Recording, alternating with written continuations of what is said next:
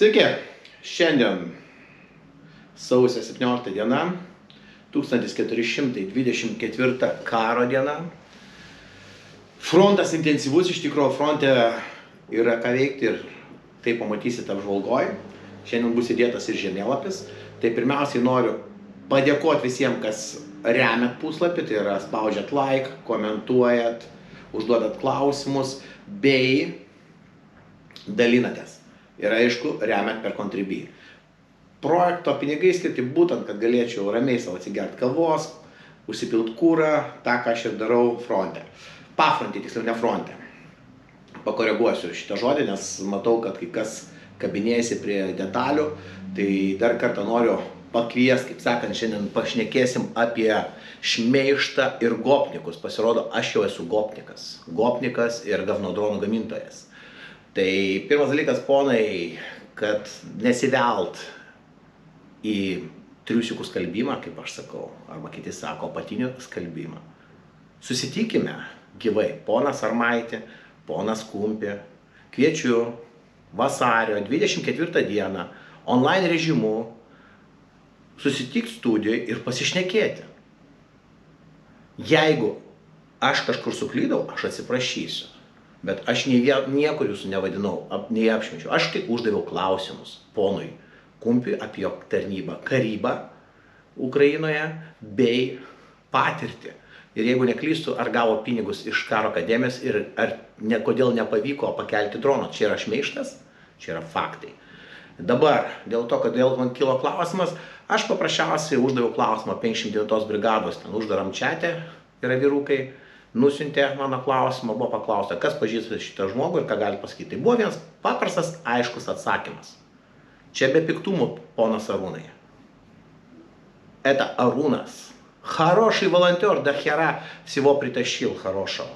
Už tai ir gerbiu. Tai atsakymas lietuviškai. Tai yra Arūnas, daug visko gero privežė mums. Trumpai. Tai vat, kai sakant, gerbiu už tai, ką darai. Nereikia perdėti, jeigu ten nekariavai, ta prasme, buvai pafrontėje, negėda tai yra. Ta prasme, galbūt aš čia vėl nusišneku, sakysiu, šmeižiu, aš nešmeižiu, aš tik sakau savo nuomonę. Šiandien mes gyvenam laisvoji valstybė ir aš laisvai deklaruoju savo nuomonę, ką aš matau ir ką aš kalbu. Tai vat, aš tai ir atsakau. Šmeižtas yra tai, kad aš faktus iškreipiu taip, kaip nereikia. Kadangi jūs iškreipėt faktus, netgi reportažą padarėt apie mane, kaip aš jūs šmeižiu, koks esu nevykėlis, grubiai tariant, perdėjau čia gal biškį. Ir jūs žadėjote antradienį 19 val. Ištransliuoti apie mane faktus pagrysti, bet nieko neišėjo, šiandien jau yra šeštadienis. Tai, vat ponai, jeigu pasakėt padarykit. Tai dėl to ir kviečiu, kad tokių nebūtų nesusipratimų, susitikti ir online režime pasišnekėti. Kad nebūtų iškarpytas jūsų tekstas, įdėti žodžiai neteisingai, interpretuoti žodžiai neteisingai. Arba galim pasikapoti, kai Katleris ten su kažkuo tai tokiom vat žinutėm pasišpaguosim. Aš žodis, jūs žodis, aš reportažas, jūs reportažą. Pakalbėsim apie bizniukus, kurį jūs darote. Bus įdomu daugam išgirsti jūsų bizniuką. Jūs mane apkaltinat, kad aš darau Ukrainoje bizniuką. Parodykit, kur aš gavau pajamas iš Ukrainos. Ukrainai nieko aš dar nepardavęs. Mes esam kūrybininkai, mes kūrėme, taip mes kūrėme per įmonę, nes mes esam oficialūs Lietuvos piliečiai, kūrėm įmonę startuolį, kuris kūrė. Taip, galbūt tai kainuos brangiai, bet tai ir kainuoja technologijos. Tai vat ir kviečiu ateiti į laidą ir pasišnekėti. Ir gausit ant rankų padėti savo gavno droną, gausit kitų gamintojų dronus, galėsit įvertinti kokybę, pasišnekėsim, galbūt paskrysti, parodysit, kaip jūsų kvalifikacija skrydžiui atitinka. Kas deklaruojate. Vat mes apie tai ir pašnekėsim ir pažiūrėsim. Ir aš manau, kad tai be piktumų, tai bus daugam įdomu. Ir bus, kaip sakoma, ringe išsiaiškinsim be smūgių, be kumščių. Tiesiog draugiškai susėsim, kavos išgersim, arbatos ir pašnekėsim. Tai ką, ponas Rimai ir Arūnai. Sutinkat prisijungti? Lauksiu jūsų atsakymų. Žmonės, šėrinkit šitą video. Ten dabar pakalbėsiu aš jiems, kadangi jie sako apie mane, kaip suprantu, nedaug ką surinko informacijos, tai aš jiems norėčiau šiek tiek biografijos faktų paminėti, kodėl mano patirtis yra žymiai didesnė už šitų dviejų ponų kartu netgi sudėjus. Tai vat, apie tai mes dabar ir pašnekėsim. Pirmas dalykas, kada aš atsidūriau Ukrainoje 2014 metais, mano pirmoji kovinė operacija, jau 2015 metais Širokino operacijai su Azovu ir Schidny korpus. Su jais aš ėjau. Schidny korpus papuolė, galima sakyti, pasalą. Širokinė, kai leidės nuo kalno, yra ženklas Širokinė. Jos apšaudė, jie sukrito į griovį, ten kita tokia istorija buvo, bet trumpai. Aš ten buvau, atsitraukiau, atvažiavo Azovo Spartanas šarvuotis, primenu, ne lėktuvas, o šarvuotis, ponas Arūnai ir Rimai. Turbūt žinot, kad tai yra Spartanas ir šarvuotis, ukrainietiškas.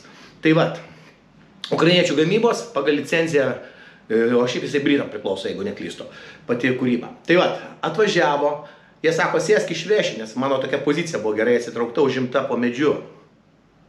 Bet galėjau atsišaudyti. O jie sukrito į griovį, va tai va, viens paskui kitą žemyn. Sakau, ne, vyrai, aš nesėsiu, man reikia iššaukti. Ne, sako, mes veidrodėlį neturim. Gerai, sakau, žiūrėkit, jūs judat, aš sureguliavau juos visus iš griovį įsitraukiau, susidinom į Spartaną ir išvažiavom. Tai buvo mano pirmoji operacija. Ir man, kai sako, ar aš kariavau. Taip, aš kariavau. Bet negaliu sakyti, kad kariavau, nes neturėjau kontrakto, ko ponas Arūnas irgi neturi. Aš savanoriavau. Viskas, tuo ir baigta, pasakyta. Ponas Rimai, apie jūsų karybą mes irgi galėsim pašnekėti patirtį, kaip jūs kariavot, kiek operacijų dalyvavot, būtent kovinių operacijų, kur yra atskiras įsakymas rašomas, baivoj prikaz vadinasi. Ir ten įrašomos pavardės, toks ėjo į ten. Ir dar išsiaiškinsiu, ar neįsirašo į karinį bilietą kiekvieną operaciją. Tai vat, čia bus įdomu pašnekėti, ponai, yra iššūkis sudalyvaut ir paneigti visą mano šmeištą. Ta prasme, jeigu aš jūs apšmeižiau, tai aš atsiprašysiu, bet aš ten šmeištą nemačiau, tai buvo klausimai. O jūs šmeižėt savo autoriteto, tai yra gopnikas, apgavikas ir taip toliau, ir taip toliau. Ui, net neturiu apie ką šnekėti, gėda. Tai va, ponai, aš jau atsidūriau 14 metais, 14 metais vaikščiau Donecke, kai tą rytą užėmė uostą, Kijevą apsisuko batalion, neatsimenu, kuris batalionas Kijeve apsisuko, o aš buvau jau miesto centre. Ką aš veikiau? Lydėjau žurnalistą, neslėpsiu, nekariavau. Bet buvau, pasivaikščiau, didysis pasivaikščiojimas po Dnieprą. Toliau, nuo, kur jūs buvot vasario 24 ir 25, aš jau 25 ryto kirtau Ravą Ruską. Ir įvežiau palydovinius telefonus ukrainiečiams, nes galvojom, kad atkirs ryšį. Ir perdavėm būtent į tą Maidano štabą, kuris buvo Maidane, kur vadovavo amžinatis Parubiai. Jo komanda dirbo Lvove, buvo perduoti palydoviniai telefonai. Tai ponai, tai buvo faktas. Kelis apmokėjo ir pats Jonas Omanas, tai nepaslaptis. Tai va, mano patirtis jau nuo ten, ir aš mačiau, kaip žmonės gyvena, kai vyksta evakuacija, ir pats aš jas organizavau. Nuo 28 dienos, aš jau 28 dieną važiavau į Charkovą. Kai jūs dar Lietuvoj galvojat, ar važiuosit, ar nevažiuosit. Net NATO štabai galvojo, NATO štabas galvojo, atsiprašau, pirmadienį ateisim į darbą, čia ketvirtadienį vyko, pirmadienį ateisim, Ukrainos nebus, dirbsim jau su prorusiška valdžia. Ne. Ir pirmadienį suprato, kad reikia dirbti. Ir tada jūs supratote, greičiausiai, čia mano nuomonė, kad reikia mums darytis garbę, važiuot, pakovot. Tai vat, apie tai mes ir pakalbėsim. Kaip jūs garbingai kovojot, kaip jūs važiavot į frontą ir visą kitą. Jūs atsidūrėt kada? 13-15 kovo, kai aš jau dirbau tenai ir dariau savo darbus. Galima sakyti, kariavau, tik ne su ginklu, kariavau su logistika. Logistika, būtent logistika. Ir evakuacijom, kurių jūs niekad nedarėt ir neorganizavo tokių operacijų. Tuo labiau, kad aš savo komandos neturėjau, viskas suburta iš nulio, nuo nulio, štabas, aprūpinimas, finansai, galima daug kalbėti. Frontas ir dabar be logistikos negyvens. Kas yra dievai? Logistai yra dievai, ne artilerija. Dar kartą primenu ponas Arūnai ir Rimai, kad karo dievai yra logistai, nes be jų niekas neįvyksta. Tai va, toliau mes pakalbėsime. Kaip ir minėjau, gegužės 25 dieną pasivaikščiojimas po Donecką, taip aš susirašiau, kad nepamiršiau labai trumpai. Vasarį Širokino operacija, paskui vasario pabaiga po Širokino operacijos, jeigu neklystu kovas, lydėtas Jonas Omanas, turbūt 2 ir 3 jo misija Ukrainoje, su ginkluota apsauga, kas vėl organizavo. Buvo ginkluota apsauga, ponas Jonas gali paminėti. automobilius. Kas organizavo? Taip, Jonas Omanas užpylė kūrą, maitino, mes jį apgyvendinom pas gerbiamą DUK žvalgų vadą Wolfą. Sakiau, gyvensim viešbutį, tai buvo netoli Donecko oro uosto, ten kokie 7-8 km galbūt, reiktų pažiūrėti žemėlapį, prie Pieskų. Taip, gyvenom tikram viešbutį, tik tai, kad priėmime ginklai, amunicija stovėjo, ten gerai įrengtas buvo viešbutis, apsaugai, žiediniai. Taip,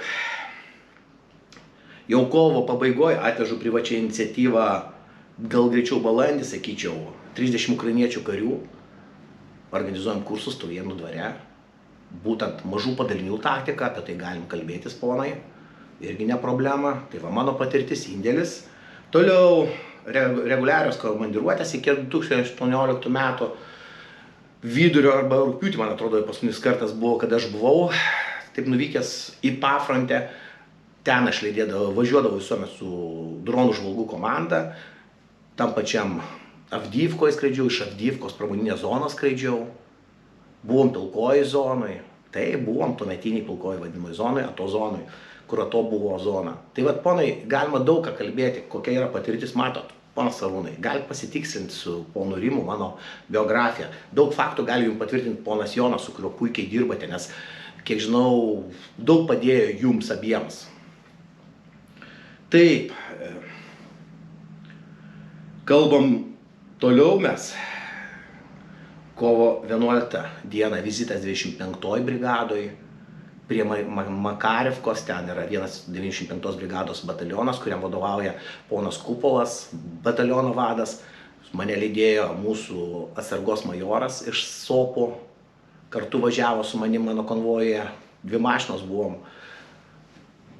Sėdėjau iki 2 nakties, paskui pamėgau 3 valandas ir 5 vėl pradėjom planuoti, patarti, ką galima padaryti, aš kaip daryčiau toje vietoje, ką jisai darė iš savo pusės. Tai yra planavimas, atsakymas jums. Manęs neklauso, aš negaliu sakyti generolam, politiniam, bet aš galiu išsakyti savo nuomonę, ką aš mąstau. Papasakot, kuris buvo brigados vadavietėje ir bendravot apie taktinės operacijas, aš galiu papasakot, bet nereiškia, kad jas įvykdė. Reiškia, aš perduodu informaciją, kaip aš daryčiau, kaip mano kolegos darytų. Ir šiai dienai, kai matom, jaunuojas ministras sako, reikia reformų kariuomeniai, tai būtent tokių, kokios yra pagal NATO standartus. Tai klausimas, kam reikia mokintis, iš ko reikia mokintis. Taip, reikia iš ukrainiečių mokintis, sutinku daug. Tikrai yra daug, ko pasimokinti reikia. Neneigsiu to dalyko. Ponas Arūnai, sutinkat su manim ir ponas Rimai su manim. Tai vat ateikit ir pašnekėsime mes apie tai. Taip, nuo 23 metų darbas pagrindė su Rubiš ir SSO. SSO gali patvirtinti Jarą. Puikiai su juo dirbau po jo komandą, darėm testų žvalgybinių dronų. Taip, darbas, nes mes skrydom, vykdėm užduotis, o dronai testavosi. Pagal juos buvo šiai dienai sukurtas Judeso dronas, pagal tos parametrus, kokius mes tada susakėm. Rubiš, visi 4 brigadų vadai man yra gerai pažįstami. Tiksliau 3 brigadų vadai, nes dabar yra 4 vadas. Visus pažįstu. Su visais bendravau, netgi tarpininkau, kad lietuvių vieną priimtų į Rubiš brigadą. Puikus dronistas, daug papasakoja apie dronų operacijas, kaip dirbama. Tai vat, 25 metų balandžio 13, kur buvo taškas padėtas operacijai, ištraukiant lietuvio kūną. Kas organizavo, kas visą tą pradėjo daryti? Aš, ponai Arūnai. Su jūsų patirtim galėtų jūs irgi tai padaryti. Žiniom. Bet tai neįmanoma, nes jūs esate taktinis lygmuo. Jūs mokat išeiti, pakariauti abudu su Rimu ir grįžti. Apie tai mes irgi pašnekėsim, kuo skiriasi taktinis, operacinis ir strateginis lygmuo. Galėsim pašnekėti. Tai vat, apie tai eina kalba. Tai ir leido mano pažinčių ratas, kuris išvedė ant SSO vado, kuris leido pradėti operaciją pirmą, paskui antrą jie perėmė ant savęs, bet organizavau logistiką, aprūpinimą, nes visą kitą, kas buvo sunaikyta, mes gavom po 2 ar 3 mėnesių tik tai atstatė. Tai reiškia, aš turėjau gauti iš kažkur, pristatyti ir tada tik tai galbūt rizikuojant, net gausiu nieko, bet atgavau, grąžinau skolą iš ten, kur buvau pasiskolinęs. Patikėkit, sumos buvo didelės. Daiktų. Tai va, ponas Arūnai ir Rimai, dar kartą kartuoju, kad mes galim susitikti vasario 24 ir pasišnekėti, pasimatuosim savo lytiniais organais. Tai va, darbas tą, kurį dabar nupasakojau, tai yra mano patirtis. Tai yra tik tai dalis iš mano biografijos, tai ką jūs parašėte knygą, aš čia sudėjau į 7 minutės. Dar vienas dalykas. Mes turime 3 žuvusį lietuvį. Apie visą informaciją surinkta, sukonspektuota, kaip sakant, archyvuota ir atiduota mūsų tarnybom. Nes kai karas pasibaigs, kad galėtų tą kūną surasti. Nes dabar jis yra užimtoj teritorijoje ir per daug giliai randasi toj teritorijoje. Jeigu būtų kreipėsi tą dieną, kai žuvo ir davė tą informaciją, kurią gavau po pusės metų, galbūt būtų ta pati komanda ištraukusi tą kūną.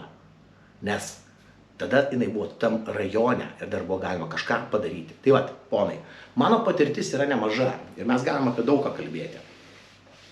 Ir manau, kad nereikia čia įsižeisti kažkokiais epitetais, gopnikas, gavnodronai, dronus kažkokius daro, pardavinėja. Nepardaviau nei vienam nepasiūliau, atveskit, kam buvo pasiūlyta pirkti.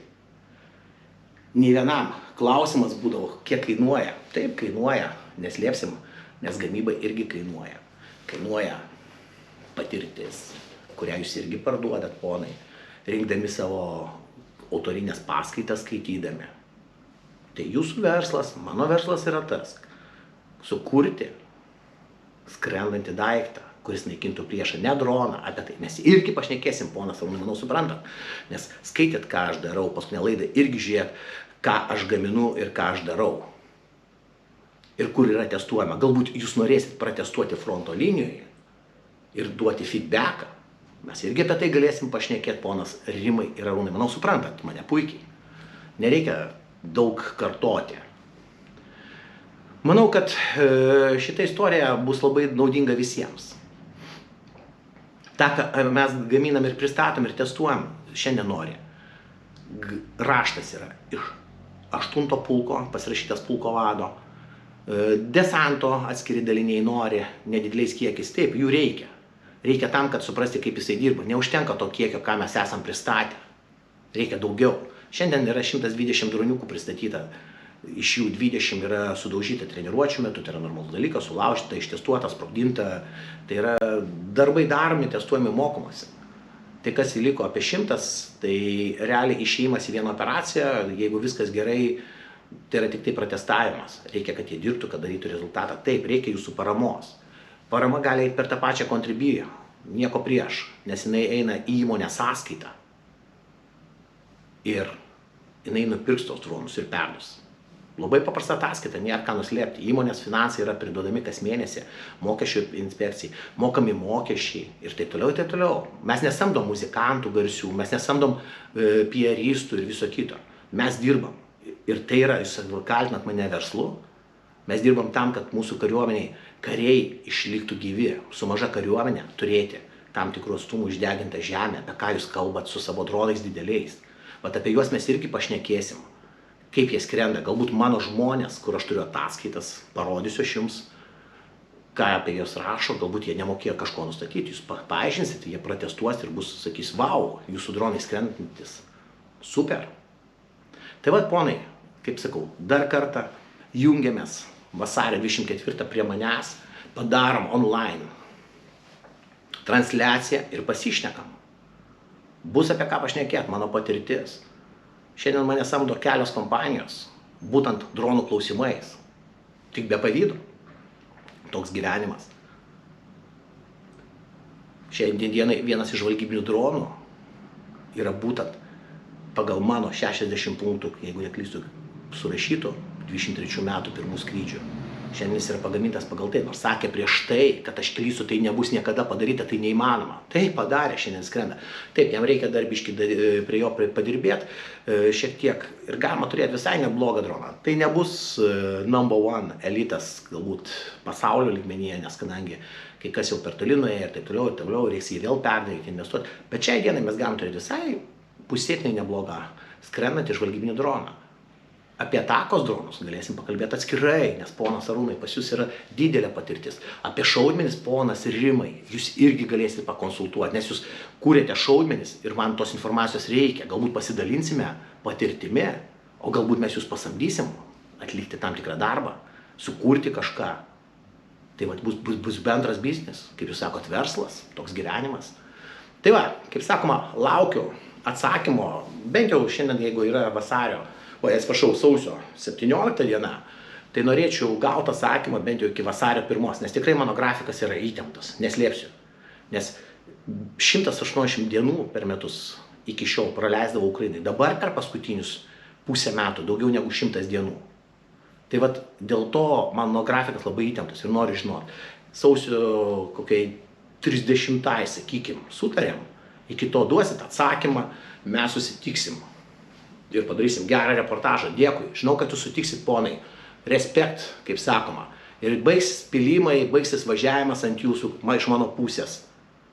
O galbūt ir atsiprašysiu, jeigu kažkur pasižiūrėkite, gal kur tikrai netyčia, paskui mano liežuvis ilgas, minkštas, kaip sakoma, guminis. Tai daug primalu kartais to, ko nereikia. Tai jeigu netyčia kažką įžydžiau, atsiprašysiu. Problemos nematau. Tai yra normalu, žmogiška klysti, ponai. Taip, sutinkat su manim, ponas Arūnai ir Rimai? Manau, tikrai sutinkat. Tai vat laukiu atsakymą. Kaip susirasti mane, jūs patys žinote, nes jūs jau kreipėsi, du mano žmonės, kad aš jūsų nešmeiščiau, kad aš sustočiau su savo kompanijom. Aš sustojau, nešmeižiu jūsų, aš dabar tiesiog noriu susitikti online, nes tuo labiau, kad ponas Arūnai, jūs pats norėjote kalbėti su manim, kaip sakėte. Buvo susisiekęs, tai mes susirašinėjom, bet man netiko jūsų tonas, man nepatiko atsakymas, nes ten susitikimas apie nieką. Galėsim paskaityti tas žinutes kartu. Galbūt aš kažko nesupratau, nes jūsų išsilavimas galbūt neleidžia, mano išsilavimas yra per žemas, kaip sakant, ir aš nemoku skaityti kažko, suprasti, interpretuoti ir interpretau neteisingai. Tai vat irgi pašnekėsim. Tai taip, ponas Arūnai ir ponas Rimai, lauksiu vasario 24 dieną. Taip, manau, jūs su tuo sutinkat ir norite sudalyvauti. Tai yra naudinga mums visiems.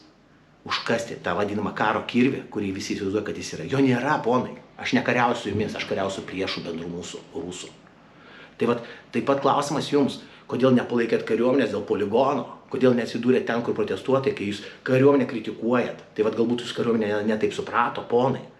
Tai vat čia irgi bus galima savo skalbinius įsiskalbti ir išsibalinti ir žiūrėkit, tapsite labai, kurių norės kariuomenė su jumis susitikti, ponai. Dabar jūs ignoruoja, jūs patys žinote, kodėl. Taip yra logiška. Tai vat, kaip sakoma, galim susitikti, o tiksliau turim susitikti ir privalom susitikti ir pakalbėti apie visą tai. Taip, primenu, sausio 30 laukia atsakymo. O vasario 24, atsakymas čia yra formalumas, suprantu, bet tiesiog dėl visako, kad, suprantate, Arūnai ir Rimai, kad nebūtų kažko tai tokio. Tiesiog susitinkam vasario 24 dieną, tiesiog eterį ir pasišnekėsim. Galim valandą pašnekėti, galim 2 valandas pašnekėti, kiek laikas mūsų neribos, nes tai bus YouTube kanalas, galėsim transliuoti jūsų kanalus, ten pasikelsit auditoriją, pažiūrėkit, vien tik tai pliusai, jokių minusų, reklama jūsų verslui, ką jūs darote, papasakosit. Mes tik pareklamuosim jūs, nes auditorija bus didesnė. Jūsų ir mano. Visi nori išgirsti patirtį. Tai gana to šūdo mal, kaip sakant, susitiksim vasario 24. Tikiuosi, kad, jūs neatsisakysit, aš esu optimistas, aš tikiu jumis. Nes jūs sakėt daug apie mane, negražių žodžių, bet nei vieno fakto nepagrindėt. Tik tai buvo jūsų emocijos. Tai vat, aš noriu ne emocijas, o realiai padiskutuoti. Tai vasario 24 dieną laukiu jūsų. Galim pasirinkti, kur transliuoti. Iš Vilniaus, iš Kauno. Sakykit, kur vieta. Laikas buvo suplanuotas 19 valandą. Galim ir ryte. Gali būti, kad aš sugalvosiu visą dieną transliuoti online režimu.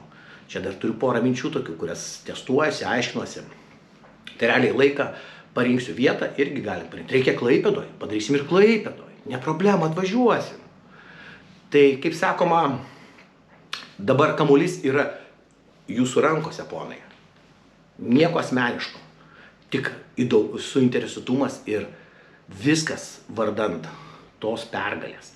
Nepamirškit, ponai, kad jau viena diena mažiau iki pergalės. O dabar einam prie apžvalgos.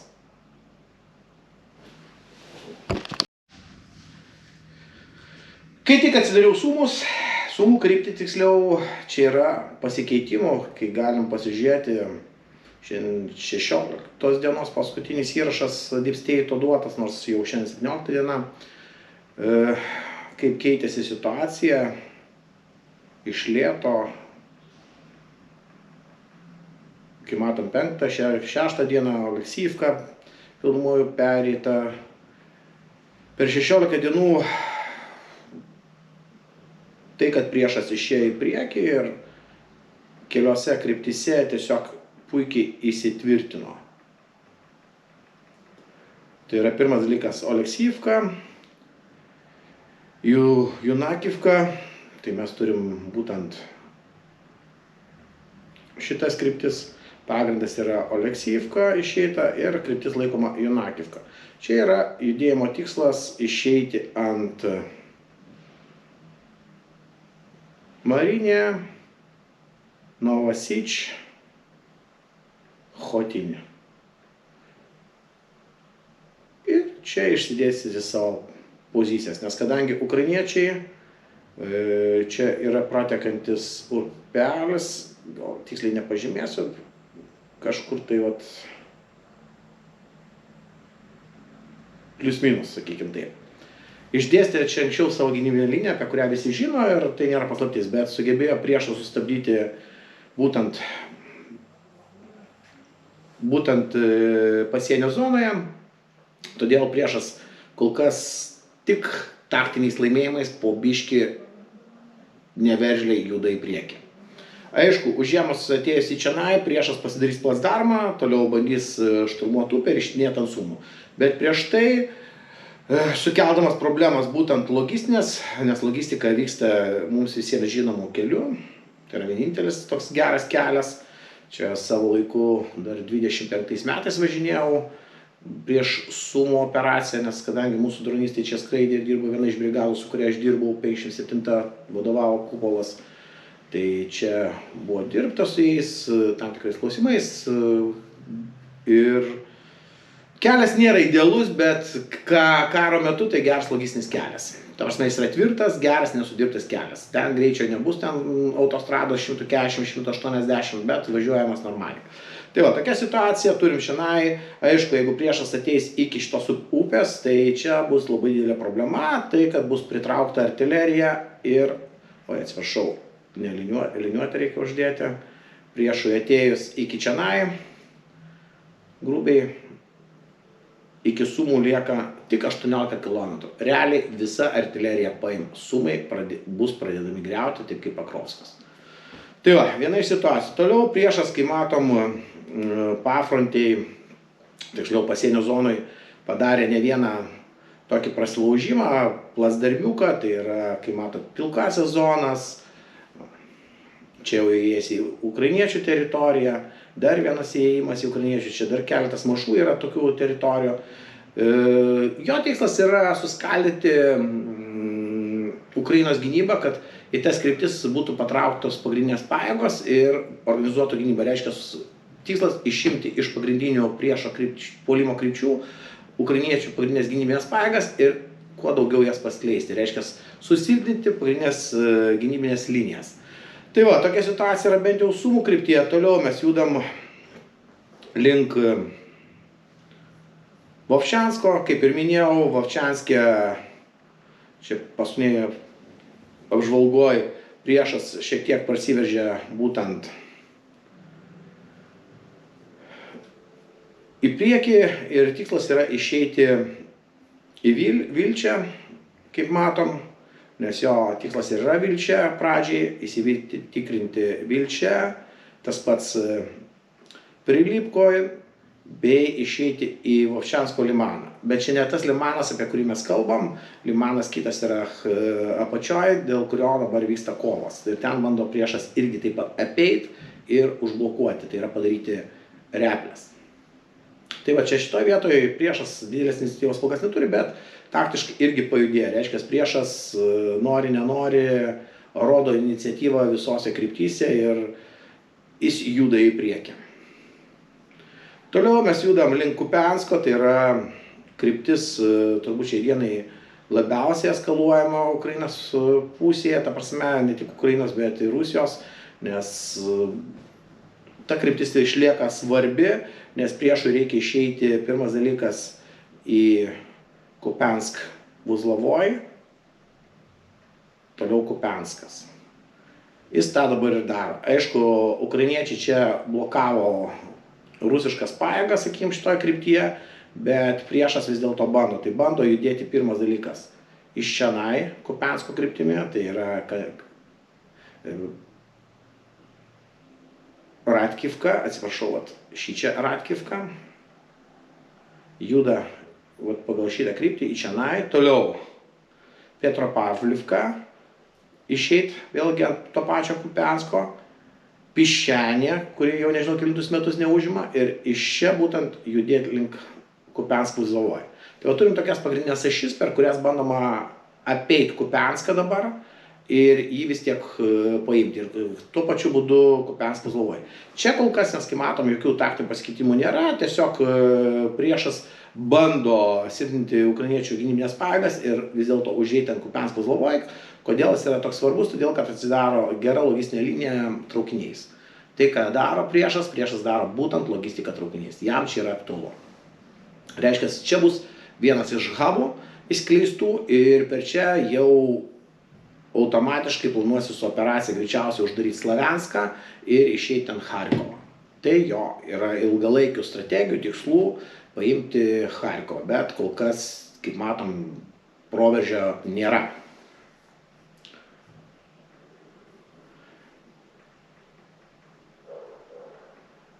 Tai va, priešas, kaip ir sakom, kaip Kupianską patį bando paimti, tai jisai bando imti judėdamas per čia į Radkivką, taip pat smūgiuoja per šitą pusę bando eiti, kai matom, jau nelenda jam įprasta linija, įprastais keliais, juda jau šalutiniais keliais ir bando apeiti Kupianską. Bet čia kol kas priešas yra blokuojamas, naikinamas ir verčiamas trąša. Taip, toliau mes judam link kitos fronto linijos, tai išeisim link mums žinomo Limano. Kas yra svarbiausiai, aišku, vėlgi mūšiai dar pakeliui einam. Yra Borova, kurią bando vis išeiti, bet vis neišeina priešas, čia puikiai gynybinės pozicijas užėmė ukrainiečiai. Ir dabar mes turime būtent Limaną. Kas su Limanu vyksta? Tai vyksta labai įdomi situacija, tai mes matom tą pačią situaciją, kaip ir visur, ką rusai išmoko replių principą. Replių principas yra principas apeiti ukrainiečių pajėgas. Tai vat, ką dabar mes ir matom, priešas bando apeidinėti Limaną, nes kadangi iš Torskės jam nepavyksta tiesioginiais mūšiais įeiti į Limaną, dabar jisai bandys išeiti. Aišku, per Dibrovą, Brusivką, čia įsivėls ant upelio, upės, tiksliau, jeigu neklystu, Oskilas ir atsirems. Toliau iš šitos pusės Drobišė ir judės greičiausiai žemyn Šurovė. Nu, turės bendrai daryti tokią situaciją, eiti per čia, kilti šitos pajėgos į čia, o šitos pajėgos per šičia ateiti į čia ir uždaryti Limaną. Tai yra optimistinis variantas, ką jie gali daryti ir taip panašiai viskas atrodo. Aišku, bando dar judėti link Aleksandrivkos, tai mes Aleksandrivką turime čionai. Ir tokiu būdu žnyplės biškį paduoti priekį tam, kad galėtų blokuoti būtent logistinį kelią į Slavianską. Aišku, Slavianskas išeina aprūpinas Limano, praktiškai visos šitos fronto linijos. Tai čia yra tokia situacija. Toliau mes judam dar žemyn, piečiau, tai Siversko kryptis, kai matot, vėlgi tos pačios žnyplės formuojasi, bet čia jos tokios nesigauna tvirtos, bet tiesiog mes turim daug mažų žnypliukių. Tai yra Jampil, Dronivka, toliau turime Sivers kryptis, čia iš tikrųjų labiau taip pasakyčiau. Ir, kai matot, tokie yra daromi. Greičiausia, tai viena iš tokių variantų, kas bus greičiausiai daroma, tai yra būtent iš Siversko bandoma judėti link Kalenivka, Nikivka, Kryva Luka, Ozerinė. Tai vat šitoje vietoje kas matosi, bet kad išeiti pilnumoje, jie turi persikelti per upelį ir arba bandyti judėti iš Dronivkos šitą pietinę upės kryptinę. Tai vat tokią situaciją turim čionai, kol kas situacija kontroliuojama, į ką tai išsirutulios irgi labai sunku. Nes tikslas išeiti ant Mikulajevkos, aišku, toliau Fedorovka Druga, Kramatorskas, čia jau vėlesnis tikslas, ir čia dar žemiau mes turime miestelį Konstantinivką. Kol Konstantinivkos nepaėmė, čia šita situacija tokia darosi dar daugiau mažiau kontroliuojama. Bet būtent kas yra Siversko kryptį, tai mes turim šitą situaciją. Toliau mes turime būtent Konstantinovkos kryptį. Čia ne kartą nakvoti ir gauti artilerijos, kada nakvojam į kiemą, tai tada turbūt antrą kartą jau į slėptuvę. Tikrai 152 nėra malonu, kai krenta į kiemą, bet tokia situacija yra. Čia seniai buvo. Tai yra 24 metai dar, bet jau artilerija atskrisdavo. Tai va, ką mes turime? Turime Konstantinovką, kur yra priešo tikslas, aišku, pirmiausia išėjti pasimti Konstantinovką ir iš čia vykdyti operacijas toliau link Družkivkos.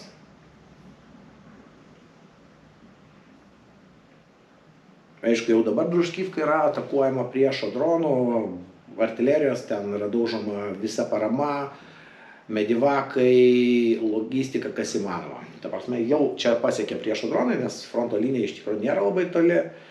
Tuoj pasižiūrėsim, toliau yra tikslas Konstantinovka, tai yra pirminis tikslas, toliau judėjimas Družkivka, nuo Družkivkos judam Kramatorskas ir Slavianskas.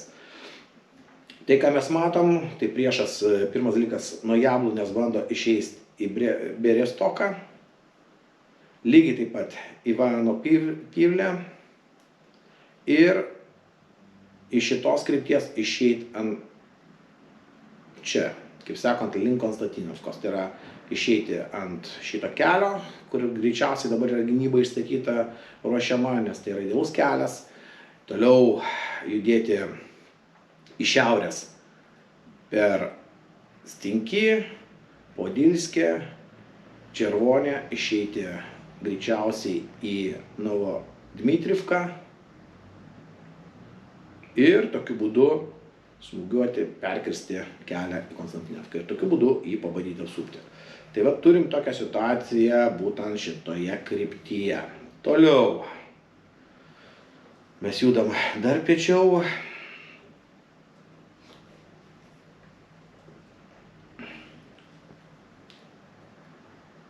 Tai yra judam link, kai matom šitoje vietoje, jeigu neklystu, krypties dabar negaliu pasakyti tiksliai, kuri čia bus, čia Sefjaro, jeigu neklystu kryptis. Jo, Pakrovsko kryptis, Mirhorodas, čia labiau Pakrovsko kryptyje, priešas turi, kai matom, nedidelį taktinį laimėjimą, prasiveržęs į priekį, įsitvirtinęs, aišku, jo tikslas yra, jeigu didesniam žemėlapį pažiūrėti, kai matom, daryti didesnės žnyplės, žnyplėm daryti preliudiją, tai yra paruošti, išeiti į priekį Bilozerskį,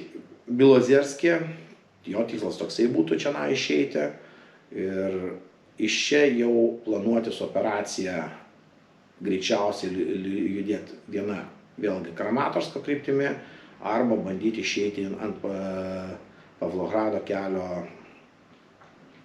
link Pavlogrado. Bet kol kas, čia sakau, čia yra tokia situacija, kol nėra kritinė, tai yra taktiniai laimėjimai ir daugiau nieko. Bet priešas išnaudojo tą situaciją, matomai, ten buvo susilpnėjusi linija ir įkirto ukrainiečiams iš šono.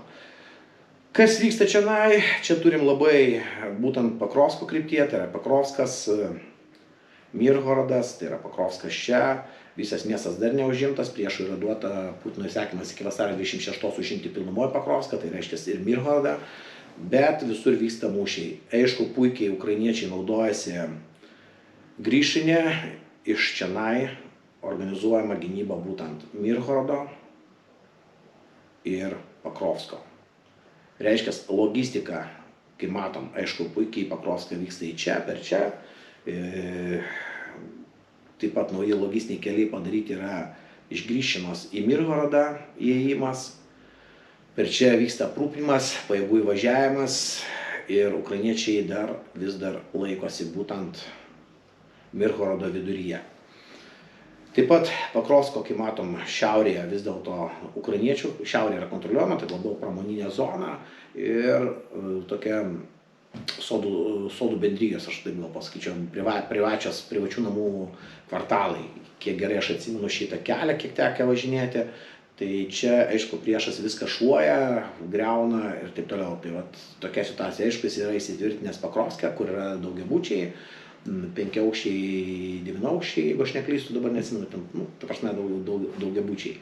Ir iš ten labai puikiai valdo dronus, tai čia ukrainiečių klaida padaryta, reikėjo miestą griaut, nepalikti tokių teritorijų, bet vėlgi gynybinė klaida, apie kurią galima kalbėti po visų operacijų, kodėl miestai nebuvo ruošiami gynybai. Miestas nebuvo paruoštas gynybai. Sąžininkai sakau, pats važinėjau paskutiniam dienom, tai yra pernai dar metais, metus laiko jau įmo Pakrovskas viršau, 24-ais aš lapkričio mėnesį paskutinį kartą buvau įvažiavęs į Pakrovską. Po to aš jau nevažiavau į Pakrovską, nes negaudavau leidimo, ta prasme pasakydavau, kad negalima to daryti ir nevažiuodavau. Bet iki tol mes įvažiuodavom, susitikdavom su savo kolegom, su kuriais dirbam ir puikiai bendraudavom. Netgi kavą gerdavom Pakrovske, kaip sakant, po ilgo laiko buvau nebuvęs, susidėjau liemenę, pasijuokė, sako, ką tu čia veiki su liemenė, gėda darai. Pasižiūrė aplinkui, visi be liemenių ir tu be liemenės.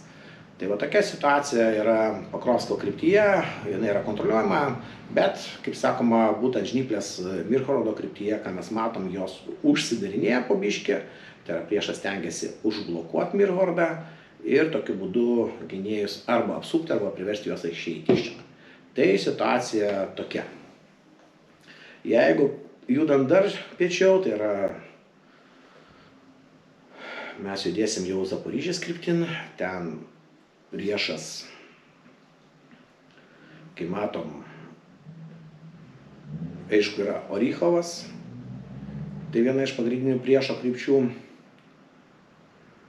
Ir aš dabar žemėlapį jau nelabai atsimenu, kurioje vietoje seniai žiūrėjau žemėlapį, bet kol kas, kaip matom, pagal situaciją priešas bando judėti į priekį, kaip matom, skirtingas puolimo kryptis, judėjimas į priekį, bet kol kas didelės pažangos nepadarė.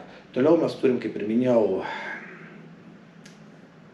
Orechovą ir turime Guleipolę. Tai va čia yra šita kryptis dabar aktuali, nes priešo tikslas yra vis dėlto N metų kariaujant užimti Orychovą ir jį užblokuoti. Tai iš Tokmako krypties jam nepavyko to padaryti. Dabar bandys daryti per Guleipolę, po tokiu būdu bandyti apeiti ir jį blokuoti. Tai greičiausiai dabar kas vyksta, tai vyksta pirmosios kryptis Girkė, Stara Ukrainka, Zaliznyčia, tai ką ir daro, ir toliau judėjimas link Čerivnė. Ir tokiu būdu per čia daryti pirmą pleištą žnyplių. Ir tokiu būdu vėlgi bandyti apeiti Orychovą ir jį blokuoti. Tai toks būtų jo sumanymas šiai dienai. Aišku, ką mes matom, toliau aktyvios kovos vyksta iš Stepnoje. Tai iš Stepnoje tikslas yra jos išėjimas du variantai. Iš Stepnoje pajudėti į Pavlivką ir iš čia greičiausiai, uždariau čia, biškį patrauksim žemėlapį, Iš čia greičiausiai jo tikslas yra išeiti link šito vandens telkinio upės, tai yra pralaidos Grigorivkos tikslas išeiti. Mes turim Grigorivką ir čia įsitvirtinti. Tai yra Lukianivskė, Primorskė, iš čia puikiai skraidžiau su dronais žvalgybiniais. Ir aišku, mes ką matom čia. Tai dabar jo tikslas eiti link čionai ir iš čia greičiausiai jau bandyti daryti problemas logistiniam keliui. Tai yra dronų pagalba, artilerijos pagalba, ką jisai prisitrauks, nes priešas vis dėlto puikiai supranta, kas yra artilerija, kas yra dronai, kas yra aviacija. Ir juda į priekį būtent kombinuotais smūgiais. Ne dronais, bet kombinuotais.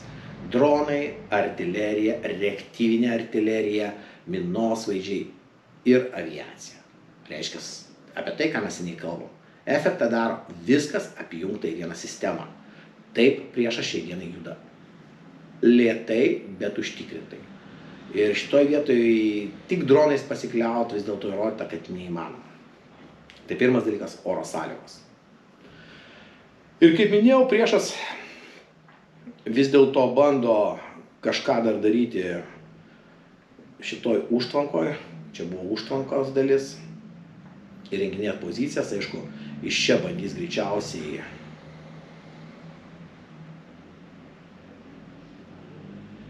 užžeidinėti Primorskę, apeidinėti priešas, dar kažką sunku spręsti jo sumanymų. Tai va, šiandien turim tokią apžvalgą, jinai yra ilga ir su pasisakymu ir apžvalga nėra trumpa, kaip matot. Tai dar kartą dėkui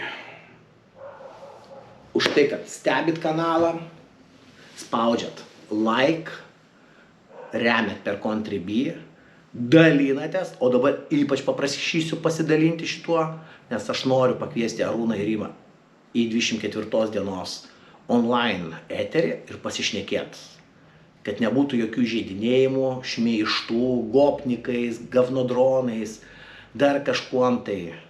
Tiesiog atsisėst, kaip sakoma, diplomatiškai, gražiai pasišnekėti apie patirtį, galbūt aš jų nesupratau, galbūt jie manęs nesuprato, už tai mane gopniku pavadino. Ponas Rimai mėgstat, aišku, dalintis, naudotis ChatGPT, pažiūrėkit, kas tai yra gopnikas, nes jūsų tekstuose daug kur būna ChatGPT, kaip ir pas mane minėjau, tai nieko nuostabaus, gerbiu tai, ką darot, dėkui tikrai ir ką, judam į priekį su pergale. Iki pergalės liko viena diena mažiau, tikrai tai atsakau, esu optimistas.